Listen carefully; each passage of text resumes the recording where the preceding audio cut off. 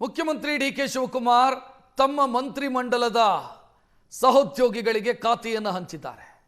Asianet, ಸುವರ್ಣ news ಮತ್ತು ಕನ್ನಡಪ್ರಭ ಇದರ ಬಗ್ಗೆ ವಿಸ್ತೃತವಾದಂಥ ವರದಿಯನ್ನು ನಿನ್ನೆಯೇ ಮಾಡಿತ್ತು. ಅದರಂತೆಯೇ ಆಗಿದೆ. ಯಾರಿಗೆ ಯಾವ ಖಾತೆ ಹಂಚಿಕೆಯಾಗುತ್ತೆ ಅಂತ ವರದಿ ಮಾಡಿತ್ತು ಸುವರ್ಣ ನ್ಯೂಸ್. ನಾವು ಮಾಡಿದಂಥ ವರದಿ ಸಂಪೂರ್ಣ ನಿಜವಾಗಿದೆ. ಖಾತೆ ಹಂಚಿಕೆಯ ವಿಚಾರದಲ್ಲಿ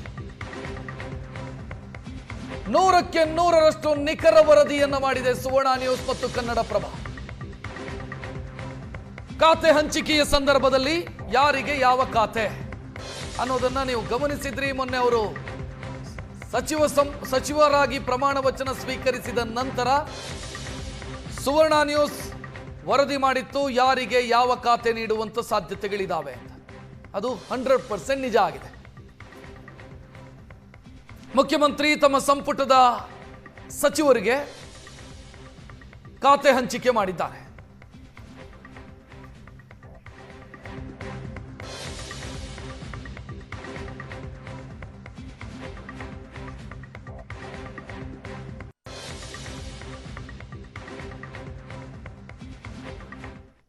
ತೀವ್ರ ಹಗ್ಗಜಗ್ಗಾಟದ ಮಧ್ಯೆ ಖಾತೆ ಹಂಚಿಕೆ ಕ್ಲಿಯರ್ ಆಗಿದೆ.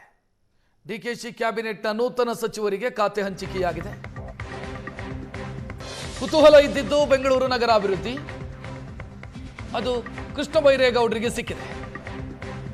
ಸತೀಶ್ ಜಾರಕಿಹೊಳಿ ಅವರ ಖಾತೆಯಲ್ಲಿ ಯಾವ ಬದಲಾವಣೆಯೂ ಇಲ್ಲ. ಮುನಿಯಪ್ಪ ಅವರ ಖಾತೆಯಲ್ಲೂ ಬದಲಾವಣೆ ಇಲ್ಲ. ನಿರೀಕ್ಷೆಯಂತೆ ಯುಟಿ ಖಾದರ್ ಆರೋಗ್ಯ ಖಾತೆಯನ್ನು ಪಡ್ಕೊಂಡಿದ್ದಾರೆ. ಪರಮೇಶ್ವರ್ ಅವರು ಕಂದಾಯ, ಪ್ರಿಯಾಂಕ್ ಖರ್ಗೆ ಗೃಹ ಖಾತೆ, ಕೆ.ಎ. ಜಾರ್ಜ್ ಇಂಧನ ಖಾತೆ. ಭೈರತಿ ಸುರೇಶ್ ಅವರ ಖಾತೆಯಲ್ಲಿ ಬದಲಾವಣೆಯಾಗಿದೆ. ಸಾರಿಗೆ, ಎಂ.ಬಿ. ಪಾಟೀಲ್ರ ಖಾತೆಯಲ್ಲೂ ಬದಲಾವಣೆಯಾಗಿಲ್ಲ. ಕೈಗಾರಿಕಾ ಖಾತೆ ಶರಣ ಪ್ರಕಾಶ್ ಪಾಟೀಲ್, ವೈದ್ಯಕೀಯ ಶಿಕ್ಷಣ ಸಚಿವ, ಕಳೆದ ಕ್ಯಾಬಿನೆಟ್ನಲ್ಲೂ ಇಲ್ಲೂ ಅದು ಮುಂದುವರೆದಿದೆ. ಈಶ್ವರ್ ಖಂಡ್ರೆ ಅವರ ಖಾತೆಯಲ್ಲಿ ಬದಲಾವಣೆಯಾಗಿದೆ. ಗ್ರಾಮೀಣಾಭಿವೃದ್ಧಿ ಡಾಕ್ಟರ್ ಯತೀಂದ್ರ ಸಿದ್ದರಾಮಯ್ಯ ಬೆಂಗಳೂರು ಹೊರತುಪಡಿಸಿ ನಗರಾಭಿವೃದ್ಧಿ ಖಾತೆಯ ಜವಾಬ್ದಾರಿಯನ್ನು ಹೊತ್ತಿದ್ದಾರೆ. ಅಳೆದು ತೂಗಿ ಖಾತೆ ಹಂಚಿಕೆ ಮಾಡಲಾಗಿದೆ. ಯಾರಿಗೆ ಯಾವುದು ನೋಡ್ತಾ ಇದ್ರಿ. ಡಿ.ಕೆ. ಶಿವಕುಮಾರ್ ಮುಖ್ಯಮಂತ್ರಿಗಳು ಹಣಕಾಸು ಸೇರಿ ಪ್ರಮುಖ ಖಾತೆಗಳು ಅವರ ಬಳಿ ಇದೆ. ಹಂಚಿಕೆಯಾಗದಂಥ ಖಾತೆಗಳು ಅವರ ಬಳಿ ಇದೆ. ಅಂದರೆ ಇನ್ನೂ 20 ಸಚಿವರನ್ನು ತೆಗೆದುಕೊಳ್ಳೋದಕ್ಕೆ ಅವಕಾಶ ಇರೋದರಿಂದ ಅವರ ಬಳಿ ಇರುವಂಥ ಖಾತೆಗಳು, ಹಂಚಿಕೆಯಾಗದಂಥ ಖಾತೆಗಳು ಮುಂದೆ ಬರುವಂಥ ಸಚಿವರಿಗೆ ಹಂಚಿಕೆಯಾಗುತ್ತೆ. ಡಾಕ್ಟರ್ ಜಿ ಪರಮೇಶ್ವರ್ ಕಂದಾಯ ಮತ್ತು ಕ್ರೀಡೆ ಈ 2 ಖಾತೆಯನ್ನು ಅವರಿಗೆ ಹಂಚಿಕೆ ಮಾಡಲಾಗಿದೆ, ಉಪಮುಖ್ಯಮಂತ್ರಿಗಳಿಗೆ. ಇನ್ನು ಬೇರೆ ಸಚಿವರು ಯಾರ್ಯಾರು? ರಾಮಲಿಂಗಾರೆಡ್ಡಿ ಅವರಿಗೆ ಬೃಹತ್ ಮತ್ತು ಮಧ್ಯಮ ನೀರಾವರಿ ಖಾತೆ, ಜಲಸಂಪನ್ಮೂಲ, ಅದನ್ನು ಹಂಚಿಕೆ ಮಾಡಲಾಗಿದೆ.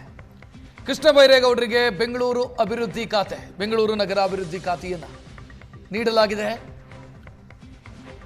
ಕಂದಾಯ ಸಚಿವರಾಗಿದ್ದರು ಕಳೆದ ಕ್ಯಾಬಿನೆಟ್ನಲ್ಲಿ. ಕೆ.ಜೆ. ಜಾರ್ಜ್ ಅವರು ಇಂಧನ ಖಾತೆ, ಕಳೆದ ಕ್ಯಾಬಿನೆಟ್ನಲ್ಲಿ ಅವರು ಅದನ್ನೇ ನಿಭಾಯಿಸಿದ್ರು.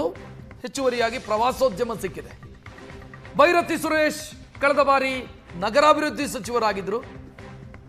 ಈಗ ಅವರಿಗೆ ಸಾರಿಗೆ ಖಾತೆಯ ಜವಾಬ್ದಾರಿಯನ್ನು ಕೊಡಲಾಗಿದೆ. ಅದು ರಾಮಲಿಂಗಾರೆಡ್ಡಿ ಅವರ ಬಳಿ ಇತ್ತು. ಸತೀಶ್ ಜಾರಕಿಹೊಳಿ ಅವರ ಖಾತೆಯಲ್ಲಿ ಬದಲಾವಣೆ ಇಲ್ಲ. ಲೋಕೋಪಯೋಗಿ ಡಾಕ್ಟರ್ ಶರಣ ಪ್ರಕಾಶ್ ಪಾಟೀಲ್ ವೈದ್ಯಕೀಯ ಶಿಕ್ಷಣ, ಅದರ ಜೊತೆಗೆ ಸ್ಕಿಲ್ ಡೆವಲಪ್ಮೆಂಟ್, ಈ 2 ಖಾತೆ ಕಳೆದ ಕ್ಯಾಬಿನೆಟ್ನಲ್ಲೂ ಅದೇ ಇತ್ತು. ಇದು ಈ ಬಾರಿಯೂ ಕೂಡ ಅದೇ ಮುಂದುವರೆದಿದೆ. ಡಾಕ್ಟರ್ ಯತೀಂದ್ರ ಸಿದ್ದರಾಮಯ್ಯ ಬೆಂಗಳೂರು ಹೊರತುಪಡಿಸಿ ನಗರಾಭಿವೃದ್ಧಿ. ಈಶ್ವರ್ ಖಂಡ್ರೆ ಅರಣ್ಯ ಸಚಿವರಾಗಿದ್ದವರು ಗ್ರಾಮೀಣಾಭಿವೃದ್ಧಿಯ ಜವಾಬ್ದಾರಿಯನ್ನು ನಿಭಾಯಿಸುವುದಕ್ಕಿದ್ದಾರೆ. ಗ್ರಾಮೀಣಾಭಿವೃದ್ಧಿ ಖಾತೆ ಪ್ರಿಯಾಂಕ್ ಖರ್ಗೆ ಅವರ ಕೈಯಲ್ಲಿತ್ತು ಕಳೆದ ಕ್ಯಾಬಿನೆಟ್ನಲ್ಲಿ. ಈ ಬಾರಿ ಅದು ಈಶ್ವರ್ ಖಂಡ್ರೆ ಅವರಿಗೆ ಹಂಚಿಕೆಯಾಗಿದೆ. ಪ್ರಿಯಾಂಕ್ ಖರ್ಗೆ ಅವರಿಗೆ ಗೃಹ ಖಾತೆಯ ಜೊತೆಗೆ ಐ ಟಿ ಬಿ ಟಿ ಅವರು ನಿಭಾಯಿಸ್ತಾ ಇದ್ದಂಥ ಖಾತೆಗೆ ಈಗ ಗೃಹ ಖಾತೆ ಪ್ರಮುಖ ಖಾತೆಯನ್ನು ಕೊಡಲಾಗಿದೆ. ಎಂ.ಬಿ. ಪಾಟೀಲ್ ಅವರು ಬೃಹತ್ ಕೈಗಾರಿಕೆ. ಎಂ.ಬಿ. ಪಾಟೀಲ್ ಜಲಸಂಪನ್ಮೂಲದ ಮೇಲೆ ಕಣ್ಣಿಟ್ಟಿದ್ರು, ಅವ್ರಿಗೆ ಸಿಗಲಿಲ್ಲ ಅದು. ರಾಮಲಿಂಗಾರೆಡ್ಡಿ ಬೆಂಗಳೂರು ನಗರಾಭಿವೃದ್ಧಿ ಮೇಲೆ ಕಣ್ಣಿಟ್ಟಿದ್ರು, ಅವರಿಗೆ ಜಲಸಂಪನ್ಮೂಲ. ಯುಟಿ ಖಾದರ್ ಆರೋಗ್ಯ ಸಚಿವರಾಗಿ ಮತ್ತೆ ಕರ್ತವ್ಯ ನಿಭಾಯಿಸೋದಕ್ಕಿದ್ದಾರೆ. ಮತ್ತೆ ಅಂತಂದ್ರೆ ಅವರು ಸಿದ್ದರಾಮಯ್ಯ ಅವರ ಮೊದಲ ಕ್ಯಾಬಿನೆಟ್ನಲ್ಲಿ 2013ರಿಂದ 18ರ ಕ್ಯಾಬಿನೆಟ್ನಲ್ಲಿ ಯು ಟಿ ಖಾದರ್ ಮೊದಲಿಗೆ ಆರೋಗ್ಯ ಸಚಿವರಾಗಿದ್ದರು, ಆನಂತರ ಆಹಾರ ಸಚಿವರು ಕೂಡ ಆಗಿದ್ದರು. ಆರೋಗ್ಯ ಸಚಿವರಾಗಿ ಅವರಿಗೆ ಜವಾಬ್ದಾರಿ ನಿಭಾಯಿಸಿದಂಥ ಅನುಭವ ಇದೆ. ಕೆ ಎಚ್ ಮುನಿಯಪ್ಪ ಅವರ ಖಾತೆಯಲ್ಲಿ ಬದಲಾವಣೆಯಾಗಿಲ್ಲ, ಆಹಾರ ಸಚಿವರಾಗಿ ಅವರು ಮುಂದುವರಿತಾರೆ.